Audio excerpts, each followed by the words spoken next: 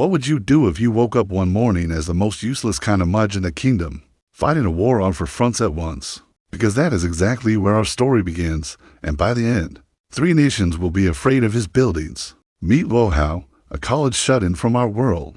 The kind of guy who measured success by how many anime episodes he could finish in a single sitting. No ambitions, no responsibilities, no problems, just games, cartoons, and a perfectly comfortable hermit life. Then the universe decided it had other plans. One second he is mid-episode, the next second everything goes black. No warning, no dramatic flash of light, no final words from a mysterious god figure. Just darkness and then scratchy peasant clothes. And a log cabin that looks straight out of a fantasy or PG starter zone. Wolf pelts on the floor, a deer head mounted on the wall. Furniture that looked like someone carved it with a kitchen spoon. His brain took about 4 seconds to reach the obvious conclusion. Oh no, this is a transmigration situation. Before he could spiral into a proper breakdown, a man in fur armor walked in through the door, set down a bow, and called him son. Cool, cool, cool. He had a dad now. Hunter dad, gruff and practical, got straight to the point. Pack your things, because tomorrow you are shipping out to the capital. The kingdom of Crete was at war with 4 other countries simultaneously, and the king had issued a military draft. And Luo Hao, the brand new occupant of this body, had tested positive for earth element magic affinity. First magical person this tiny town had ever produced. Instead of getting a trophy, he was getting sent to a war zone. But here is the thing about Luo Hao. The moment he heard the word magic, the gloom evaporated like morning fog. Sure, he got dropped into a war, but he was going to be a wizard. That was literally the dream. Earth magic. He had been studying civil engineering back home. The universe, it seemed, had a very specific sense of humor. Then something strange happened. For words materialized in his mind out of nowhere. Spirit of the earth. He mumbled them quietly, and a massive book appeared in his hands. Its cover blazing with letters that spelled out Earth Magic Book, a cheat item, a legendary artifact, a sign that he was the chosen one. He tore the cover open with shaking hands and could not read a single word inside, not one syllable. The pages might as well have been alien grocery lists. He owned a god-tier spellbook he could not use. Classic.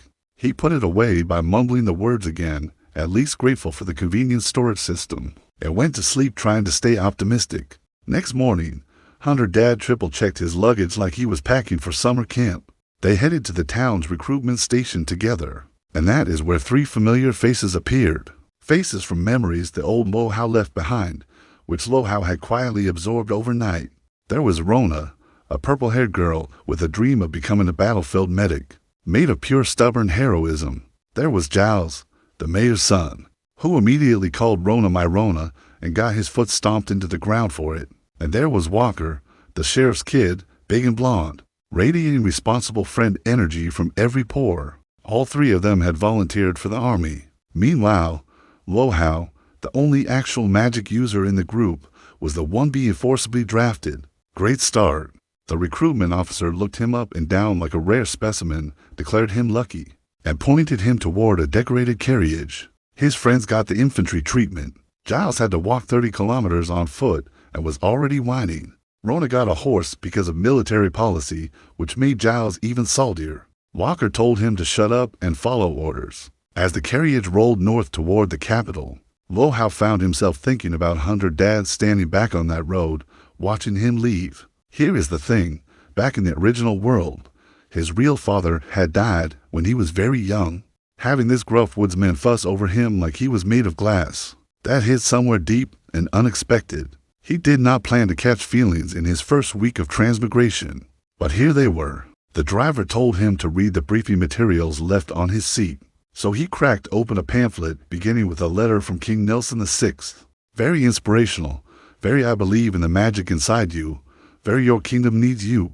Sir, he had been a wizard for approximately 24 hours. The booklet covered for chapters, basic magic theory, spell pronunciation, starter spells for each element, and combat tactics. The magic system in this world was genuinely wild.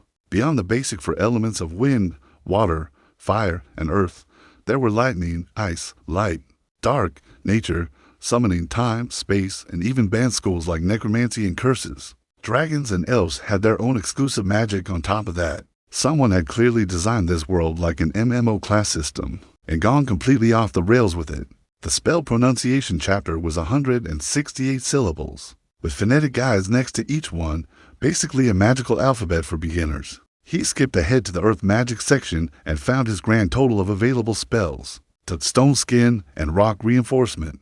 That was his entire arsenal. He summoned the cheat book to cross-reference and confirmed those two spells were indeed on the first few pages. At least the book was legitimate. He just could not read the rest because it was written in ancient magical language. Then he read the combat tactics section and nearly threw the booklet out the window. The official military strategy for Earth Mages was cast stone skin on yourself, then charge into melee combat like a maniac. That was not a tactic.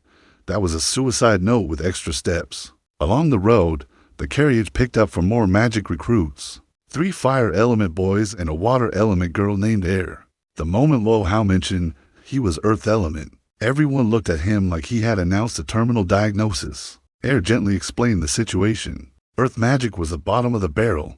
Fewest spells, lowest damage, and anything below level 5 was practically useless while still eating through mana. Like it was nothing.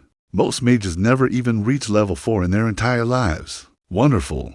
A black-haired kid named Quick helpfully added that he had exactly the possible futures: either boring wall reinforcement duty or extremely dangerous frontline casting. He literally ended with, "Pray for yourself." What Luo Hao also learned was that everyone else in this carriage had grown up with regular magic education, testing every 3 years, basic classes in school. The whole system. His tiny village had none of that. So he was not only the weakest element, but also the most clueless recruit in the group. Real magic training at the 4 prestigious academies in the capital was reserved for nobles and rare elemental types. People like him, basic for element peasants, got shipped to a boot camp outside the city, taught just enough to survive, and tossed onto the battlefield. Magical cannon fodder. By evening, thoroughly sorry for himself, he went back to memorizing meditation techniques and spell syllables. Because what else can a doomed earth mage with an unreadable cheat book do? Study harder and hope for the best. They rolled into Orko City, the 4th largest city in the Kingdom of Crete, and his carriage mates lost their minds. Stone buildings, magic street lamps, shops everywhere. Like loading into an AA open world game after years of Minecraft. But the real showstopper was the Mage Guild branch: giant walls, purple spired towers rising behind them. The driver told them they would stay the night and receive tutoring from an actual mage, and the carriage erupted in celebration. A white-robed doorman checked their paperwork roughly 15 times before letting them in. Their instructor was a middle-aged man in a purple robe who radiated "I do not want to be here" energy. No welcome speech. He just said, "Recite the magic syllables." They all stumbled through every one of them while Purple Robe corrected their pronunciation, like the world's most intimidating language teacher. Once he was satisfied they were not completely hopeless, his face softened from angry stone wall to slightly less angry stone wall. He told them to practice at least 5 hours of meditation daily. 5 hours a day. Luo Hao had barely studied 5 hours a week in college. They were taken to a color-coded training room: red for fire, blue for water, yellow for earth. The fire students chanted and waved their arms. Not a single spark. Air managed a brief water arrow shape before it fizzled out, which earned a quiet check mark from the instructor. Then the instructor glanced at the earth corner, fully expecting another 0. And Luo Hao had already turned his entire body white with stone skin. First real attempt. First cast. Complete success. The instructor's face made a beautiful journey from boredom to confusion to full-blown shock. He speed-walked over, inspected Luo Hao's skin like a doctor who had just discovered something medically impossible, and asked if he had ever studied magic before. Luo Hao said no, and that was only the beginning of the instructor's very bad evening. The man asked him to cast stone skin on all 4 other recruits. One after another, Luo Hao did it. For casts, for white-coated students, 0 signs of fatigue. Then rock reinforcement. 5 more successful blasts at the test wall before he finally ran out of juice and sat on the floor, like a deflated balloon. 10 total spells. A normal apprentice could manage about 3. His spells were also stronger than they should have been and covered more area. Then standard earth magic allowed. The instructor checked his entire body for hidden magic items, found absolutely nothing, and you could practically see the gears turning in his head. His name, it turned out, was Morgan. and he delivered what might be the most backhanded compliment in the history of magical education. "You have exceptional magical talent," he said. "What a shame it is wasted on earth element." But then he offered something real. Survive the war, earn some achievements, come back to Orko City, and he would personally recommend Luo Hao to an actual magic academy. The other four recruits stared with barely concealed envy. For once, the earth element reject was getting VIP treatment. Morgan gave him private tutoring for the rest of the evening, and Luo Hao absorbed everything like a man whose survival literally depended on it. Because it did. Next morning, Morgan pulled him aside before the carriage left and quietly pressed a small pouch into his hands. An intermediate meditation manual, a mental focus guide, and a bottle of mana recovery potion. He told Luo Hao one thing as they parted. Staying alive comes first on the battlefield. To days into this world, and Luo Hao already had a secret spellbook, a teacher who believed in him, and combat ability far above his rank. Not bad for the guy whose official job description was human wall reinforcer. Boot camp was a giant dirt building in the middle of nowhere that looked like someone had cast rock reinforcement on a warehouse and called it a day. The driver handed over their score sheets, waved goodbye, and disappeared toward the capital like he could not leave fast enough. Smart man. Inside, about 200 teenagers sat on the floor meditating like the world's most stressed yoga class. Standing in the middle was their new instructor, a red-robed man in light armor named Andre, who radiated the warmth of a brick wall. "Find a tent, drop your stuff, start meditating." That was the entire welcome speech. Luo Hao immediately switched to Morgan's intermediate meditation technique, and immediately understood why it was called intermediate. It drained his mental energy so fast he had to stop every 30 minutes to rest. Everyone around him quietly felt sorry for the boy who could not even meditate properly. What they did not know was that he was running the advanced version, while they crawled through the beginner one. His mana ceiling was climbing faster than anyone else in that room. But sure, pity the earth much, he did not mind. By evening, all 300 recruits had arrived, and Andre dropped the first bomb without ceremony. Anyone who could not cast a complete spell by bedtime tonight would be eliminated. He conjured a fireball in his hand to prove he was not joking. Bomb number 2 landed immediately after. After tonight, they would meditate 20 hours every single day. Anyone whose mana failed to reach apprentice level by the end of training would also be eliminated. Eliminated meant becoming a regular foot soldier, cannon fodder without even the dignity of a spell. 300 teenagers simultaneously reached the same silent conclusion. "I choose life." Everyone stampeded for the mental focus training manuals like it was a clearance sale. Then Andre smiled for the first time, actually smiled, and said, "Oh, one more thing. The top 10 performers earn a free ticket to the Imperial Magic Academy in the capital." The room exploded. Andre yelled for silence, reminded them that 10 out of 300 was not great odds, then called to names. "Cetis, Luo Hao, come learn physical combat with me." Luo Hao stood up and found himself next to a blonde girl, who looked like she had walked out of a jewelry catalog. White robe with gold trim, magic gems everywhere, an actual glowing staff in her hand. She was a walking treasure chest. Her merchant family had clearly spent a fortune making her into a mage, so she could earn them a noble title. Meanwhile, Luo Hao stood next to her in peasant clothes and a hand-me-down for vest, looking like her bodyguard. Andre was not impressed by the bling. He read Luo Hao's score sheet, muttered a once-in-a-century earth magic genius to himself, and that was that. "Thanks for keeping it subtle, Morgan." Andre informed them they would be doing intense physical training, agility drills, and hand-to-hand combat on top of everything else. Cetis was not having it.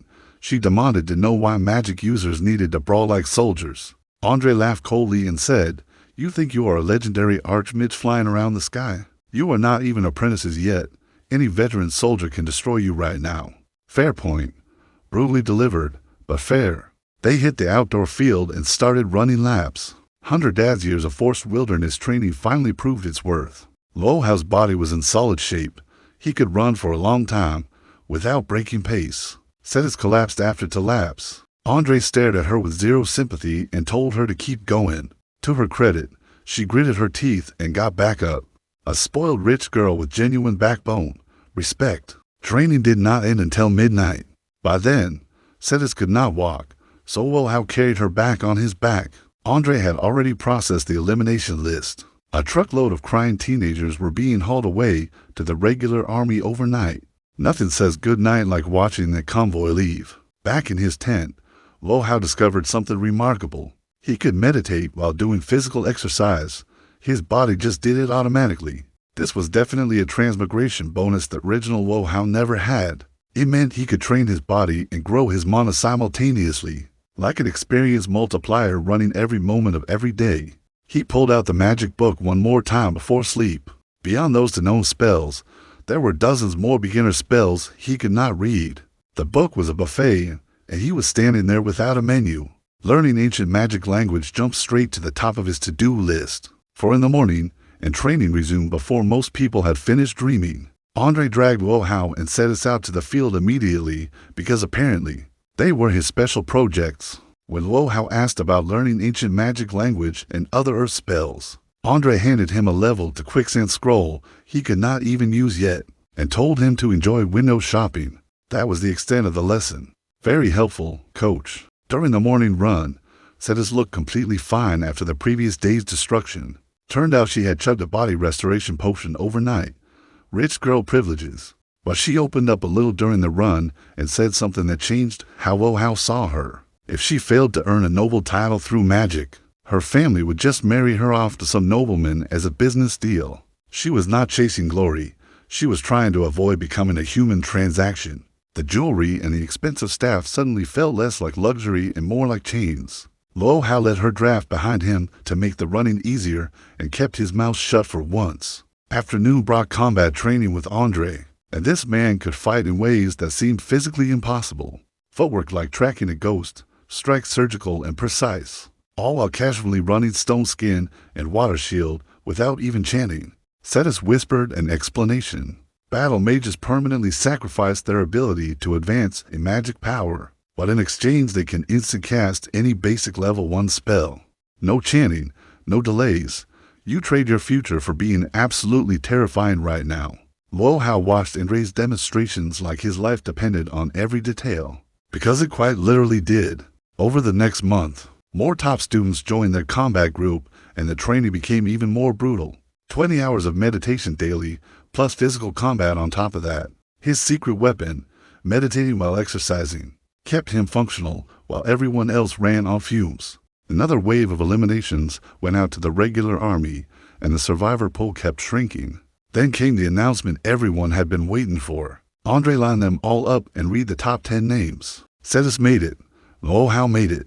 They were ecstatic for approximately 4 seconds. Then Andre said, "Congratulations, you 10 will be sent directly to the front lines." A student named William jumped up and said what everyone was thinking. "You promised the top 10 get the Magic Academy." Andre shot him down with ice-cold logic.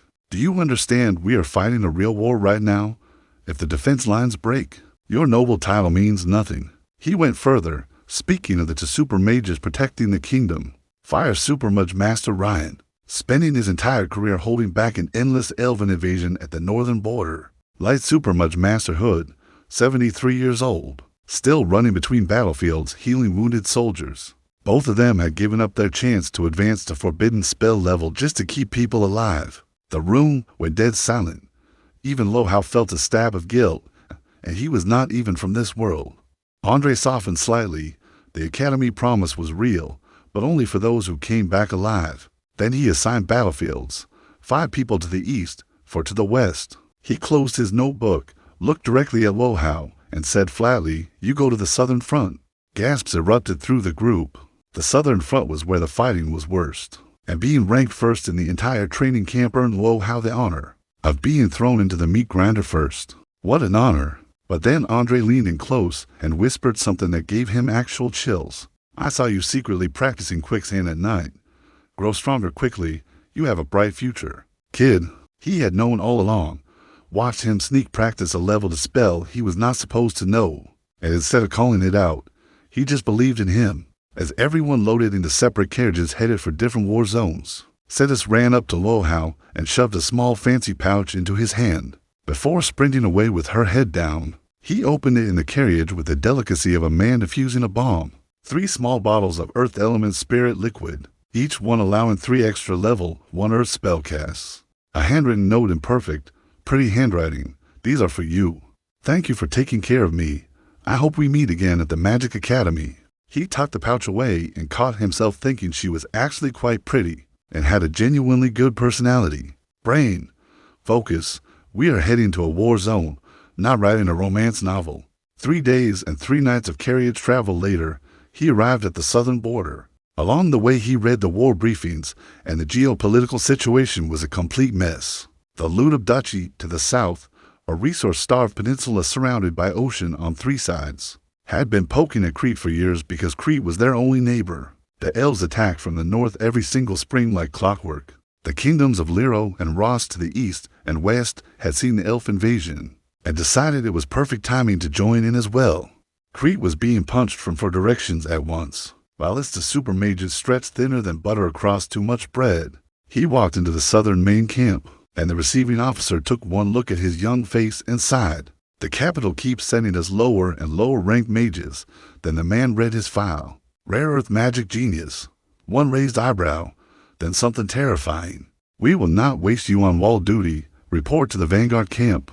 The Vanguard, as in the first to fight, first to die division. His streak of being assigned the most dangerous possible position continued unbroken. The Vanguard commander sent him to Infantry Squad 37 as their resident Mage. He walked up to the tent and overheard them talking about him before he even stepped inside. Our last Mage died days ago. Hopefully they send someone smarter this time. The last one was a wind Mage who thought floating in the air would be clever. He turned himself into target practice for every archer on the field. I hope they send a cute water Mage girl this time. Laughter from inside. The guard pulled open the flap and walked him in. The captain announced to his men, "Your pretty lady has arrived." The tent groaned in disappointment. And then, from the corner of the tent, a familiar voice. Luo Hao, Walker, of all the squads across the entire southern front, he had been dropped into his childhood friend's unit. The big soldier next to Walker summed it up perfectly. "So you are a rookie, Mage, and he is a rookie soldier? Great. Captain Cook." Yes, that was his actual name. Welcome Luo Hao, and confirmed expectations were modest. Just cooperate in combat. An apprentice-level Mage protecting a few brothers would do. But then Cook read his file out loud, and the room changed instantly. Training Camp Number 1. Rare Earth Magic Genius. The big soldier, who had been grumbling seconds earlier, flipped completely. A kid this talented. Born noble, he would be in some academy right now instead of dying out here with us. 30 seconds from insult to defending his honor. Luo Hao put on his most sincere face and said, "Serving the kingdom is my duty. I am honored to fight alongside all of you." Nailed it. Cook told him the squad had 50 men, but only 30 sets of armor. Every battle cost them casualties. Basic stone skin on 3 unarmored brothers would already be more than expected. Luo Hao looked at all those hopeful faces and felt something click inside him. He said, "Captain, I will protect all 20 unarmored brothers." Then he proved it. Right there in the tent, he cast stone skin 20 times in a row. 20. The room went completely silent. Cook's jaw dropped somewhere near the floor. He stammered, "A normal apprentice can cast 3. A lower junior Mage can cast 10. You are not a genius. You are a freak." Every soldier in that tent stared at him with the intensity of starving men looking at a buffet. Even Walker. And then they discovered the stone skin lasted over 5 hours instead of the standard 1 hour. And Cook looked ready to build a small temple in Luo Hao's honor. That evening, as Luo Hao lay in yet another unfamiliar tent doing the math, the numbers looked like this. He was 18 years old, 5 weeks in this world, stationed at the most dangerous front of a 4-way war, and tomorrow he might have to fight for real. But he also had 50 brothers counting on him, Walker watching his back, a cheat book slowly unlocking its secrets, and magic that made actual mages look like amateurs. Bring it on. Luo Duchy. That night in the Mage quarters, he got his first look at the broader Mage community. A room full of kids his age, who took one glance at his peasant clothes and immediately lost interest. When he told them he was Earth Element, the pity eyes came immediately. When he said he was assigned to the Vanguard's Infantry Squad 37, the pity upgraded to full funeral planning. Multiple people started asking where his family lived so they could visit his relatives after he died. Then the tent lit up like someone flipped a divine switch. Everyone stopped talking and bowed toward the entrance. Luo Hao copied them instantly, because when 300 people bow, you bow without asking questions. In walked an old man with white hair, wearing a golden robe that glowed with soft white light. Master Hood, the light super mudge, 73 years old, casually strolling in like he was visiting family. He said, "Relax, kids. When I was your age, I had not even seen a battlefield yet." Then he opened the floor to questions and started answering every basic magic query with the patience of a saint. Luo Hao gathered every scrap of courage he had, walked up during a gap in the questions, and respectfully asked if anyone had an ancient magic language dictionary he could borrow. The tent went completely silent.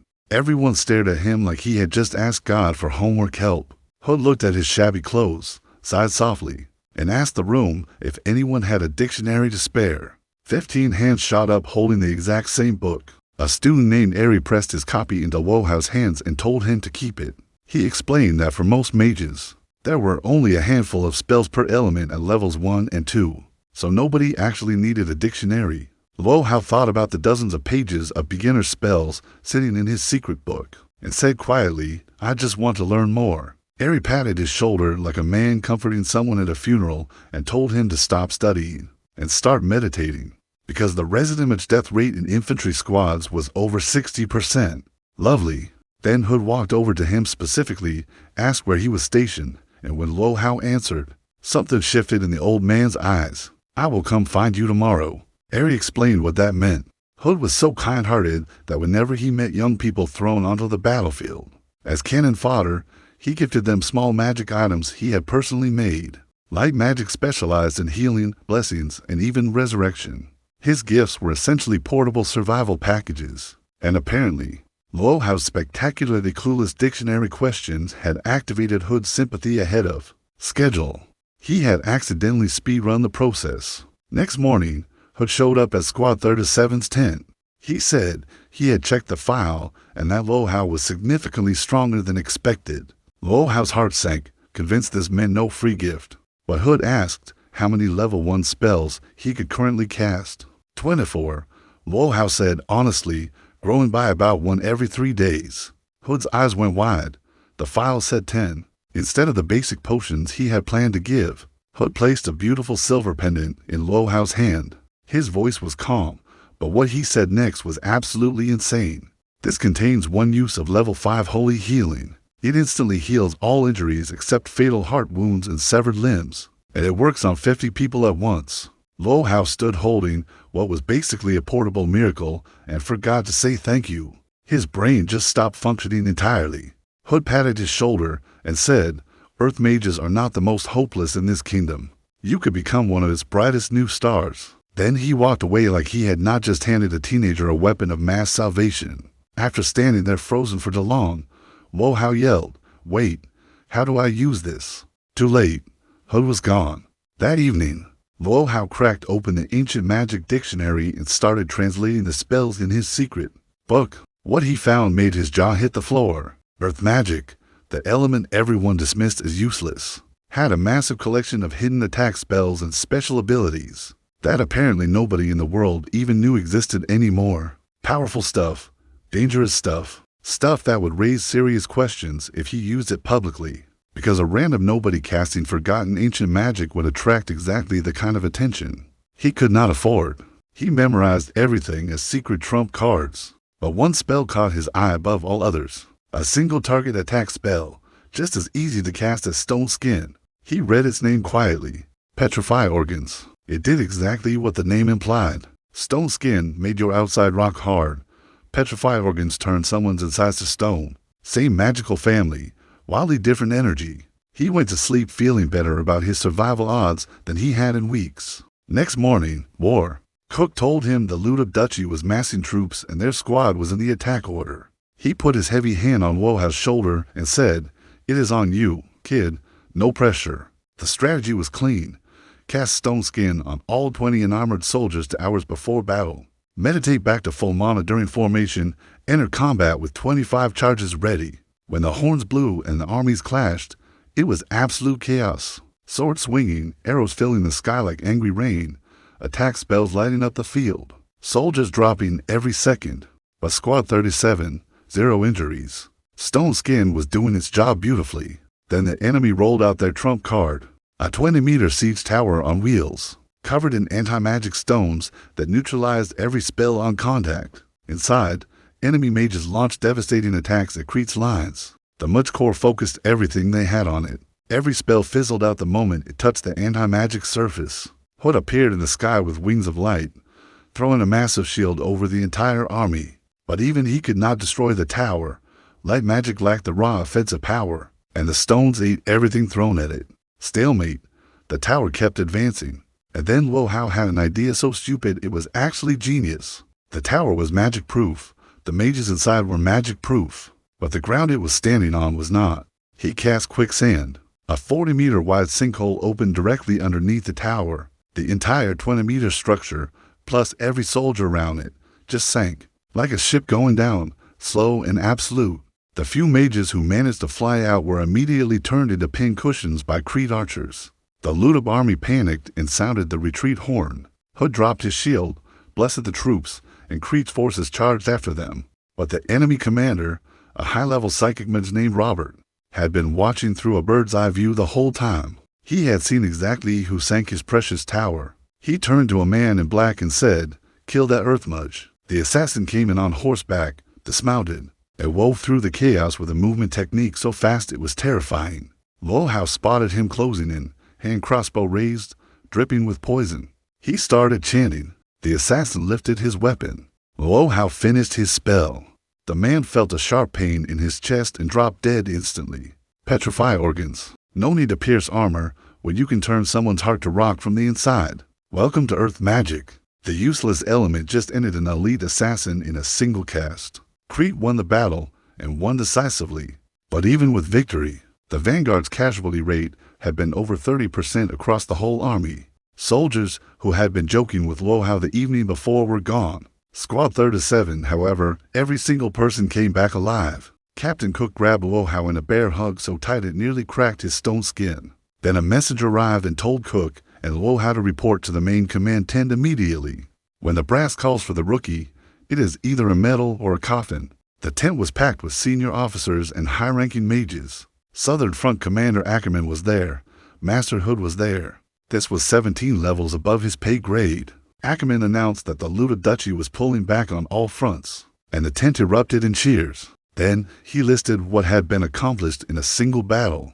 Their mid to high-level mages nearly wiped out, their secret siege tower destroyed, and their assassination unit's vice commander, Duke Storm of Poison Needles, found dead on the field with no external injuries. All of this traced back to one person. He pointed at Luo Hao, and every eyeball in the tent locked on him like targeting missiles. He was to be awarded the Crete Gold Medal. A red-robed mage immediately asked whose apprentice this was. Because how did a junior mage cast quicksand at 8 times its normal range? Hood calmly explained he was not anyone's apprentice. Just a conscripted small-town kid with earth affinity and absurd natural talent.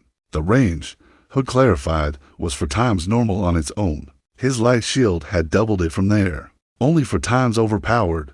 No big deal. Then the bidding war began. Red Robe wanted to personally recommend Luo Hao to the Imperial Royal Magic Academy. Before he could finish, a Blue Robe mage laughed and said everyone in the room knew Red Robe just wanted to poach the kid. For his department, Blue Robe counter-recommended the Imperial Elemental Magic Academy, where he himself happened to teach. More mages jumped in, each one selflessly recommending their own institution. Luo Hao stood in the center of an academic turf war and had not said a single word. Then Master Hood spoke, and the room went dead silent. I personally recommend him for the Imperial Magic Research Institute. Jaws hit the floor. The Research Institute was where mid-level mages developed new spells. It was the doctorate program of this world. And Luo Hao did not even have his kindergarten diploma yet. One brave mage pointed this out. That is when Hood played his trump card. He turned to Luo Hao and asked him, in front of the entire tent, to explain how he had killed Duke, the assassination vice commander, known as Storm of Poison Needles. The room froze. Nobody had known it was him. They had found Duke's body with 0 external injuries and assumed, reasonably, that it was just bad luck. Even Cook had not known, and he had been standing right there. Hood smiled and revealed he possessed a spell called Holy Light Eye, which let him replay battlefield events like a recording. He had watched the whole thing, and now he wanted Luo Hao to explain how. Cornered, his secret was about to come out. He could not reveal the magic book, So he improvised the most convincing lie of his life across the worlds. He said he had accidentally discovered that extending the final syllable of the stone skin, Chan longer and longer pushed the petrification deeper into the body. At a certain point, rather than hardening the surface, the effect targeted internal organs instead. He had theorized it. He had tested it.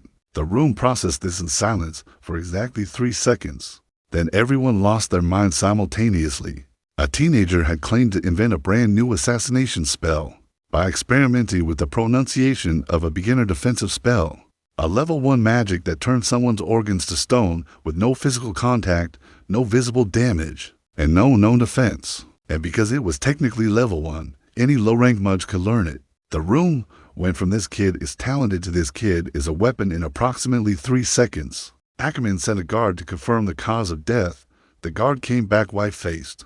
All of Duke's internal organs had been converted to rock and were dissolving. Absolute pandemonium. Every mage in the tent stared at Luo Hao with a mixture of awe and genuine, personal fear. Suddenly Hood's recommendation for the research institute did not sound crazy at all. Hood smiled and said he had originally hoped Luo Hao might spend decades growing into someone capable of building magical terrain defenses for the kingdom. He had not expected him to start shining this early. Then Commander Ackerman, ever the practical military mind, made the next move. This spell will spread eventually. Teach it to every Earth mage we have right now and chase down the retreating Luo forces before they escape. In the span of one morning, Luo Hao had gone from a dead man walking in infantry to gold medal recipient, subject of an academic bidding war, inventor of a revolutionary assassination spell, and a potential future legend. His college friends back home could not even get internships. The strike team was 50 people strong, 3 elite captains, a Win senior mage named Murphy, 15 Earth mages, and Luo Hao. He spent the briefing teaching 15 strangers how to kill people by turning their insides to rock. Not on his college bucket list, but here he was. Before they left, Hood launched a burst of light magic to blind every bird in the surrounding area, because the enemy psychic mage Robert used animals as surveillance drones. And this was Hood's way of saying, not today.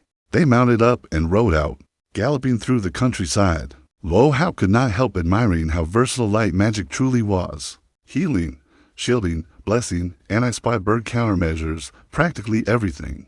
Its only weakness was heavy offense, but according to Eri, the light element forbidden spell was supposedly the most devastating group attack. In magical history, nobody had reached that level in centuries, which was exactly why Ludum spent every year harassing the border. To keep Hood busy to train for it, they had built their entire national strategy around keeping one old man occupied.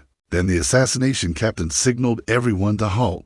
Arrows, thousands of them, erupting from the forest on both sides. The 3 captains and their elites deflected the first wave with pure skill. Murphy threw up a sustained wind barrier that caught everything else. They were safe inside a tornado wall, but no one saw what was coming. Robert appeared on horseback with a squad of black-clad killers, and his voice echoed inside all of their skulls simultaneously through a psychic broadcast. Eliminating my birds was pointless. Please enjoy the new magic your talented Earth mage invented. 6 of their Earth mages started screaming. Their eyes turned purple. They had been mind-controlled, and they immediately began casting petrify organs on everyone around them, with Murphy and Luo Hao as the primary targets. His own spell, turned against him by his own people. Robert had apparently planted psychic seeds in Earth mages across the battlefield, using bird droppings as the delivery method. Yes, bird droppings. He had enchanted birds to deposit mind control spells on their targets. This man had weaponized avian bowel movements, simultaneously disgusting and undeniably brilliant. The 6 controlled mages had been used to eavesdrop on the entire ambush plan and help set up this counter-ambush. Crete had walked right into it. But here is the part Robert did not expect. None of the 6 mind-controlled mages killed anyone. Their petrify organ spells hit 0 targets. While the chaos erupted, the remaining 9 Earth mages and Luo Hao dropped flat at the front of the formation and cast a massive linked quicksand trap. Robert's horses sank. His assassins leaped free and scrambled clear. Robert himself grabbed a harness attached to 3 enormous white-headed eagles and got airlifted into the sky like the world's most dramatic helicopter evacuation. From up there, he watched Murphy's grand tornado spell scatter his arrow squads into the atmosphere. He watched all 6 of his controlled mages get knocked unconscious. but every other member of the strike team completely unharmed. Confused, furious, he triggered the psychic seeds inside the 6 controlled mages as a final act of spite. They carried 6 bodies back to camp, blue veins bulging, blood from every opening. Dead, killed from the inside when the psychic seeds detonated in their brains. Luo Hao stared at those bodies and felt sick. These were men he had taught petrify organs to just hours ago. They had been excited to learn. Back at base, Hood used his light replay spell to review the battle in full, then sighed and explained that Robert had mastered Mind Seed, a psychic spell planted via animal intermediaries. When Commander Ackerman asked how exactly the delivery method worked, Hood struggled to find elegant words. He tried several times, then he gave up and said it plainly. Robert puts the Mind Seed inside birds. The birds poop on people. The poop contains the spell. That is it. The tent went very quiet. A mixture of horror, disgust, and grudging respect for the sheer audacity of a poop-based mind control strategy. Hood looked slightly embarrassed to have explained it so bluntly. Honestly, there was no better way to say it. Then he turned to Luo Hao and asked the question he had been dreading. How did you make those 6 controlled mages completely ineffective? Did you invent another new spell? Every eye in the tent swiveled over again. He needed an answer that was true, but did not reveal the book. He said, "It is not a new spell. It is a level 1 earth magic called Earth Element Dissipation." The room went quiet with recognition. Earth Element Dissipation was a status spell that made the target immune to all level 1 earth magic effects. The reason nobody remembered it was that the only level 1 earth spells anyone ever used were Stone Skin and Rock Reinforcement, both friendly buffs. Why would you ever want to block those? The spell had been so useless for so long that it had simply been deleted from collective memory. But Petrify Organs was also technically level 1, which meant Dissipation blocked it perfectly. He had cast it on the entire strike team before they rode out, because he was paranoid, and paranoia saves lives. Hood asked where he had learned such an obscure spell. He could not say the secret book, so he threw a lifeline to the man who deserved it most. Morgan, the instructor at the Oracle City Mage Guild branch. He told me every spell has its moment, and no magic is truly useless. I memorized Earth Element Dissipation from the Guild's archives. The tent immediately erupted in praise for Morgan's brilliant teaching philosophy. Strike team members practically wanted to build the man a shrine. Meanwhile, Luo Hao stood there trying not to laugh, because Morgan had never actually taught him the spell. But Morgan had helped him when nobody else would. So now his reputation had just gone through the roof among the kingdom's top military brass. "You are welcome, Morgan. Favor repaid, with interest." Then Hood said something that both flattered and terrified him.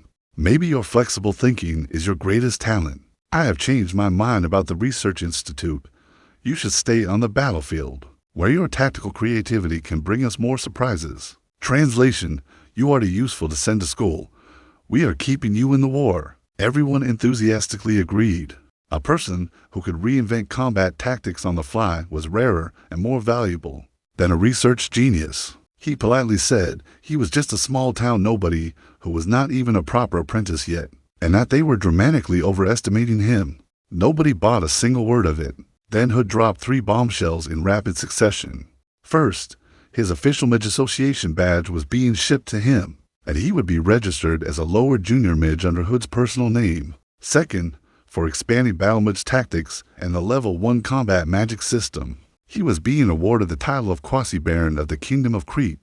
He was a noble, 6 weeks in this world, and he was already aristocracy. He must have looked completely empty because everyone in the tent was quietly laughing at the small-town kid who clearly had no idea what a Quasi-Baron was. They were right.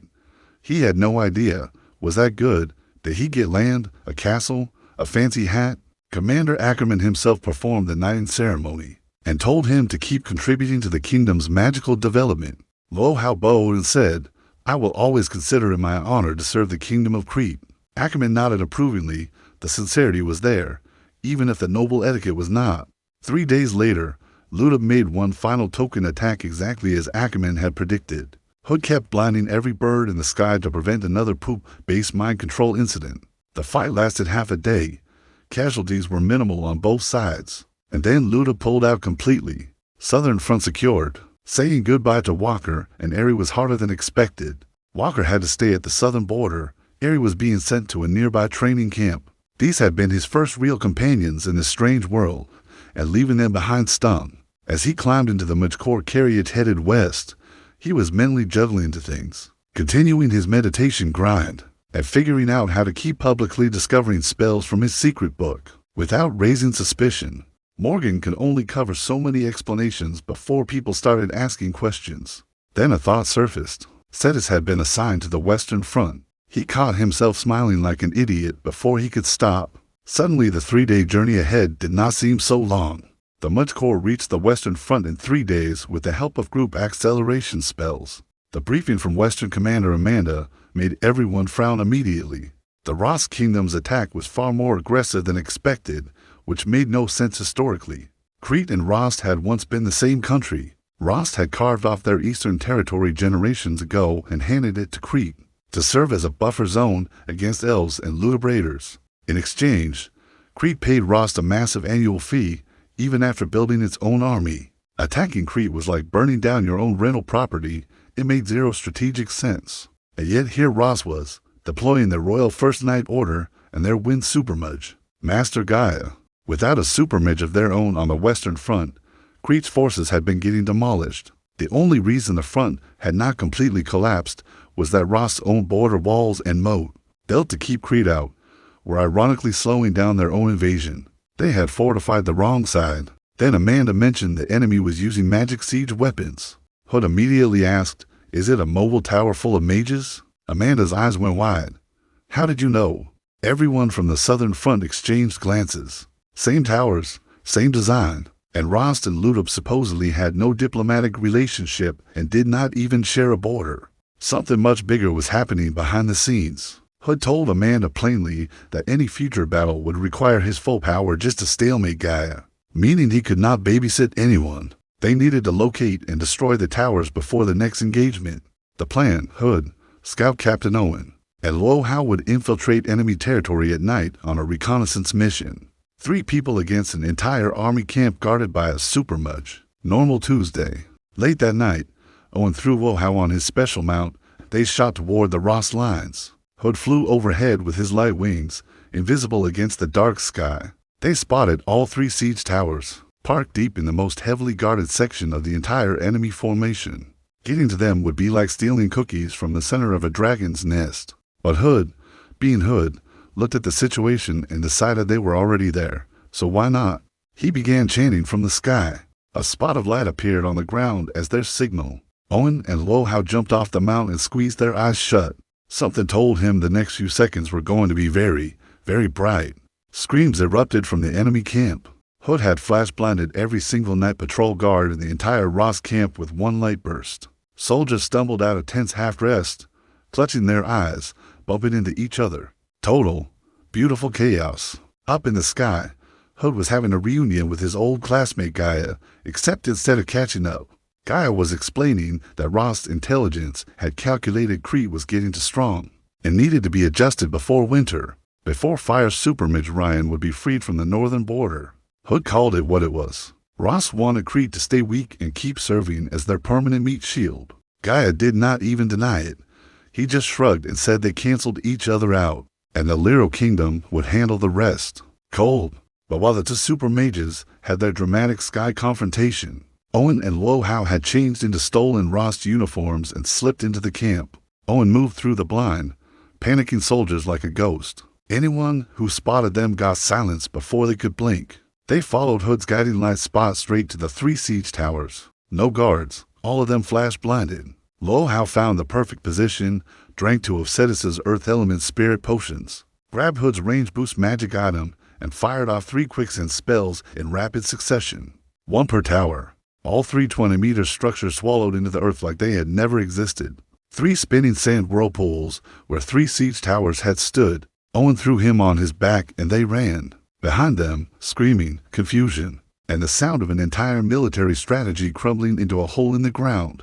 Up in the sky, Gaia looked down, saw his 3 towers gone, and his expression shifted from calm diplomat to volcanic fury. Hood stroked his beard and smiled. Gaia did the math and realized he had lost everything.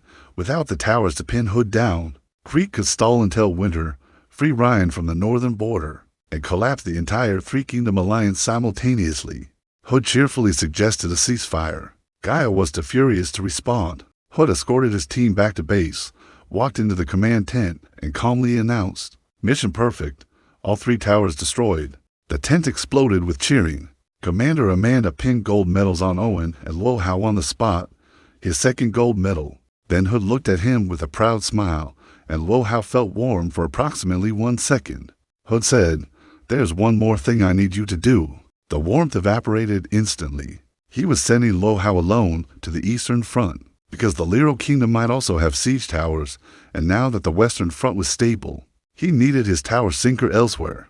Without Hood, without a supermage to back him up, just a teenage Mage, his quicksand, and whatever survival instincts he had left, Hood sweetened the offer, magic items, a possible noble title upgrade, and if he destroyed all of Lero's towers, a special Mage title, Ground Sinker, the man whose official job was making things fall into holes. He stood there unable to decide if he was the luckiest or unluckiest person into Worlds. He found out later that Hood had invented the title partly as a joke and partly as a smokescreen, to hide his real value from enemy intelligence. And while he was busy feeling embarrassed about it, Commander Amanda had already placed him on the kingdom's official protection list, along with his family and friends back home. He had not known any of that. He was too busy not finding Cetis before the carriage left. She was in a different tent, and he could not locate her in time. He climbed aboard his solo carriage with a small ache in his chest and began meditating. Romance subplot postponed. The journey to the Eastern Front came with 20+ separate assassination squads, all sent by Gaia after he received intelligence that both the Southern and Western Fronts had been unraveled by the same teenage Earth Mage conscript. Gaia had activated every spy and sleeper agent Rost had planted inside Crete, and deployed his top assassin, a speed-type killer called Flash Shadow Hulk. What Luo Hao did not know was that his driver for the entire journey was Win Senior Mage Murphy, disguised as a coachman, silently swatting assassination squads away like flies. He found out only when Murphy got hit. One final squad on the road outside the Eastern camp, more organized than the rest, with actual mages mixed in. Murphy started chanting the Grand Tornado. A shadow flickered behind him. He forced out the last syllable of the spell. The tornado launched, and then Murphy fell off the carriage. The man, who had killed 20 assassination squads, without breaking a sweat, was lying on the ground, a wound in his back, poisoned with mountain double-tailed scorpion venom.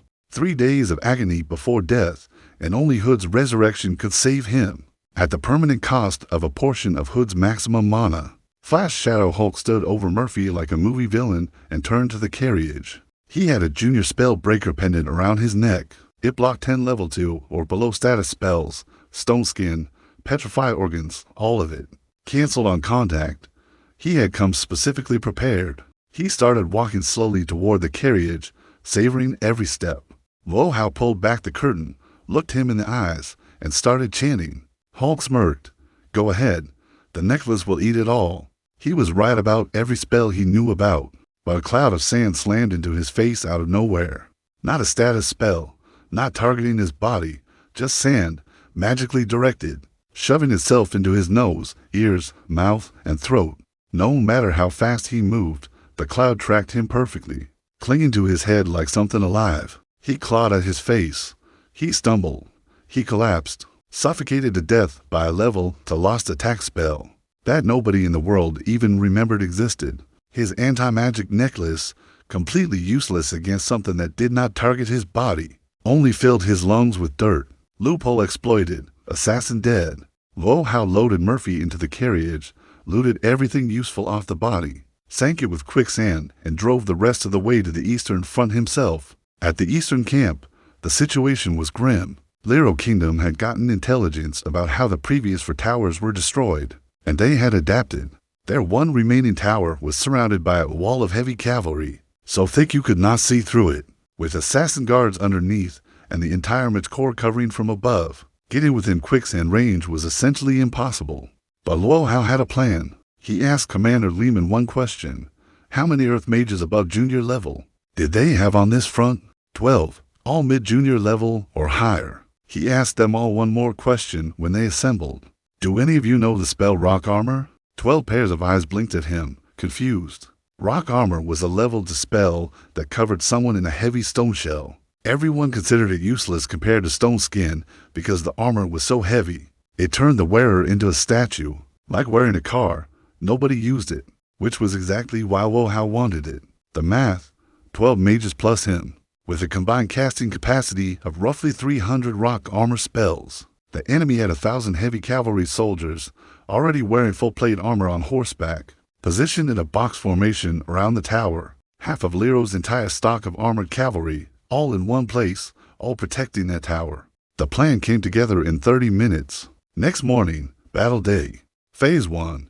The Eastern Front's assassination Captain Chris and his elite fighters dressed as regular infantry, blending into the foot soldier mass. The Earth Mages followed in the same disguise, tucked right behind them, invisible among the expendable grunts. The Lero siege tower focused all its firepower on Creed's Mudge Corps at the rear, not even wasting attention on infantry. That was exactly the assumption Luo Hao had been counting on.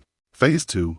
Chris's assassins tore through Lero's infantry like a blade through paper. Years of constant warfare had made Creed's soldiers something else entirely. Lero's front line evaporated. The heavy cavalry held position behind them, patient, unbothered, confident behind a wall of 1,000 iron horses. Phase 3. Chris gave the signal. The assassins spread out into a protective ring. All 12 Earth Mages started chanting simultaneously.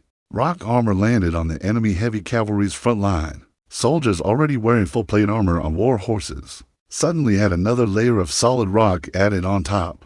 The horses screamed and collapsed under the impossible combined weight.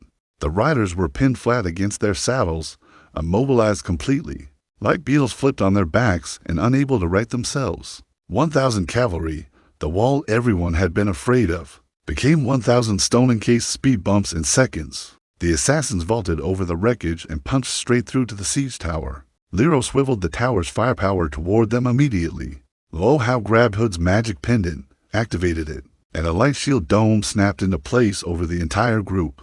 It would not hold long. One-shot item. He sprinted for the tower under Chris's cover and cast quicksand.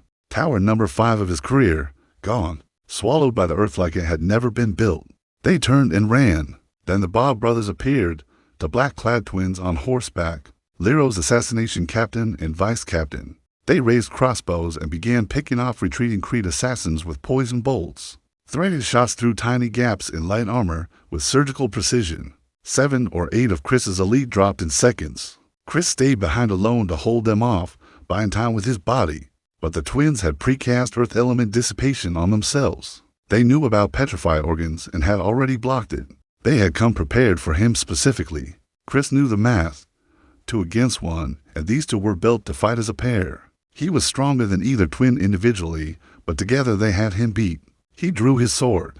The twins dismounted, and somewhere behind Luo Hao, running for his life, he realized the man who had protected him was about to die so he could escape. He stopped. Everyone stopped with him. He cast the secret sand suffocation spell on one twin. The other brother flinched for half a second, and half a second was an eternity against someone nicknamed Ghost Wolf King. Chris slit his throat in one clean motion. The sand twin died 30 seconds later. Chris turned and saw Luo Hao standing there with the entire squad behind him, not a single person having left. His voice cracked slightly. Luo Hao pretended not to notice. With their siege tower gone, their Mage Corps crushed, and the Bob brothers dead, Lero Kingdom collapsed completely. Creed's army smashed through 3 defensive lines and recaptured 2/3 of their lost territory in a single day. That night, Commander Lehman threw a victory feast, and Luo Hao received his 3rd gold medal and the official ground sinker title. He walked up, accepted it, and marched straight back to his seat without making eye contact with anyone, because he could feel the entire room trying not to laugh. That title was going to haunt him forever. He knew it. He stayed on the battlefield for 6 more months, fighting across the eastern and southern fronts, training under Chris until he could hold his own against veteran assassins, growing steadily stronger. And when winter finally came and Fire Super Mage Ryan arrived at the western front, on a flaming phoenix, Rost, Ludot, and Lero all looked at a man sitting on a bird made of literal fire and began packing immediately. The war was over. King Nelson VI declared victory, and the Kingdom of Crete erupted in celebration from every road and rooftop. And somewhere in the middle of it all, A transmigrated college shut-in who once could not read a single page of his own spellbook rode into the capital as a decorated war hero, a noble, a mage, and somehow, against every odd, exactly where he was meant to be.